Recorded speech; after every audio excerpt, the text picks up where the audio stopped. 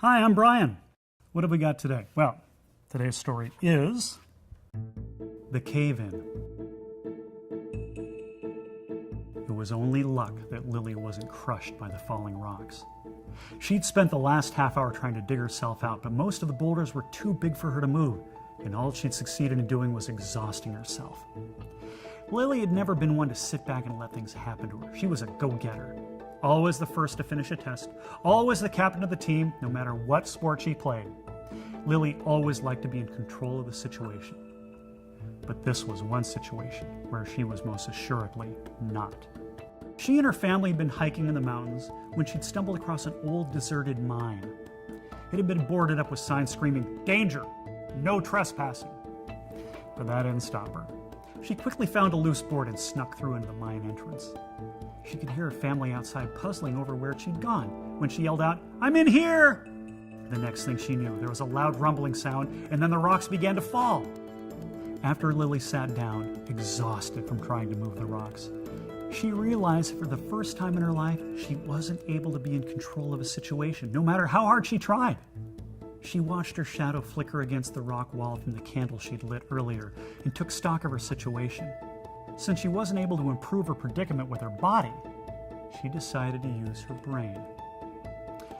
Looking around the mine entrance, she noticed that the opening that led deeper into the mountain had also been buried in an earlier cave-in. That meant that the space she was in was completely sealed, which also meant that when she used up all the air in the room, there wouldn't be any more.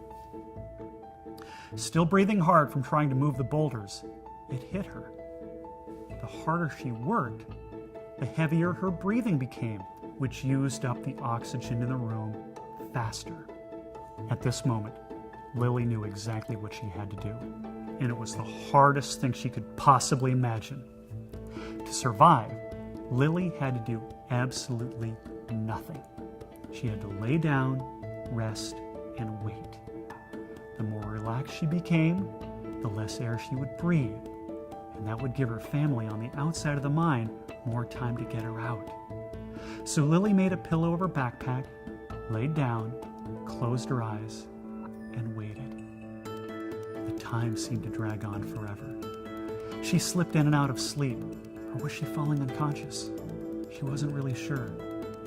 She noticed that it was getting more difficult to breathe, like she was high in the mountains where the air was thin. She fought hard to keep panic from rising inside of her and to continue breathing slowly, but it was becoming difficult. Her body demanded more air and wanted her to take deeper breaths, but she wouldn't allow it.